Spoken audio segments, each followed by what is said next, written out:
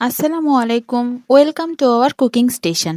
আজকে আমরা আপনাদের জন্য নিয়ে এসেছি একদম কম খরচে তুলতুলে নরম চিকেন বানের একটি পারফেক্ট রেসিপি। কোনো রকম ওভেনের ঝামেলা ছাড়াই গ্যাসের চুলাতেই মজাদার বান তৈরি করা যাবে। চলুন দেরি না করে দেখে নিই পুরো রেসিপিটি। চিকেন বানের জন্য প্রথমেই আমরা ডোটা তৈরি করে নেব। এর জন্য একটা বড় মিক্সিং বলে আমরা সব শুকনো উপকরণগুলো একসাথে নিচ্ছি। প্রথমেই নিচ্ছি ৩ চামচ পরিমাণ চিনি, এর মধ্যে দিয়ে দিচ্ছি ১ চা চামচ পরিমাণ গুঁড়া দুধ আর ১ চা চামচ ইনস্ট্যান্ট ড্রাই ইস্ট, হাফ চা চামচ পরিমাণ লবণ ও ৩০০ গ্রাম পরিমাণ ময়দা। গুঁড়ো দুধটা কিন্তু বানকে অনেক বেশি নরম আর তুলতুলে করতে সাহায্য করে। এখন একটা চামচ বা হাত দিয়েই শুকনো উপকরণগুলোকে খুব ভালোভাবে মিশিয়ে নিচ্ছি, যাতে সবগুলো উপাদান একে অপরের সাথে ভালোভাবে মিশে যায়। মেশানো হয়ে গেলে এবার এর মধ্যে আমরা দিয়ে দিচ্ছি অল্প অল্প করে কুসুম গরম পানি। যে এই কুসুম গরম পানিটা কিন্তু একটা নরম ডো তৈরি করতে হেল্প করবে। খেয়াল রাখবেন পানিটা যেন অতিরিক্ত গরম না হয়, তাহলে কিন্তু ইস্ট কাজ করবে না। আর পানিটা একেবারে না দিয়ে অল্প অল্প করে দেবেন। আপনাদের ময়দার ধরন অনুযায়ী পানি কিছুটা কম বা বেশিও লাগতে পারে। এবার হাত দিয়ে খুব ভালোভাবে সব কিছু একসাথে মিশিয়ে নিয়ে মসৃণ আর নরম ডো তৈরি করে নিতে হবে। ডোটা মাখা হয়ে গেলে ওপরে সামান্য তেল মাখিয়ে নিচ্ছি, যাতে উপরটা শুকিয়ে না যায়। এখন এটাকে ঢাকনা দিয়ে ঢেকে একটা গরম জায়গায় রেখে দেবো ৩০ মিনিটের জন্য। এর ফাঁকে চিকেন বানের পুরটা তৈরি করে নিচ্ছি। কড়াইতে তেল দিয়ে ২-৩টা পেঁয়াজ কুচি দিয়ে দিলাম। পেঁয়াজটা লাল লাল হয়ে গেলে এর মধ্যে দিয়ে দিচ্ছি ২টো তেজপাতা, ২টো দারচিনি আর ৩টা ছোট এলাচ দিয়ে ভালো করে ভেজে নিচ্ছি।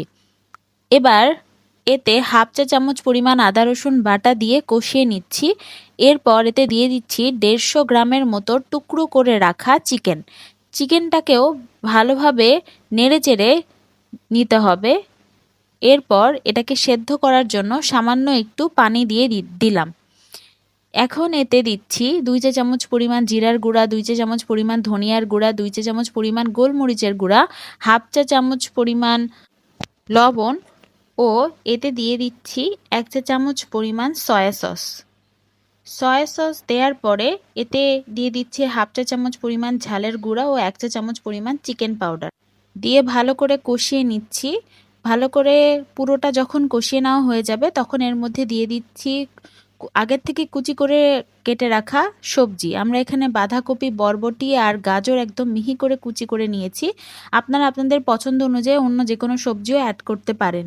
এরপর এর মধ্যে আমরা দিয়ে দিচ্ছি ৩টা কাঁচামরিচ কুচি দিয়ে সবজিগুলোকে চিকেনের সাথে ভালো করে মিশিয়ে কতক্ষণ ভাজতে হবে, এবং অতিরিক্ত পানি বের হলে সেটাকে আমরা নামিয়ে ফেলবো।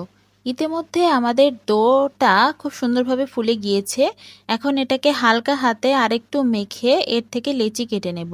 ভিডিওতে যেভাবে দেখানো হচ্ছে ঠিক সেরকমভাবেই লেচি কেটে নেবেন।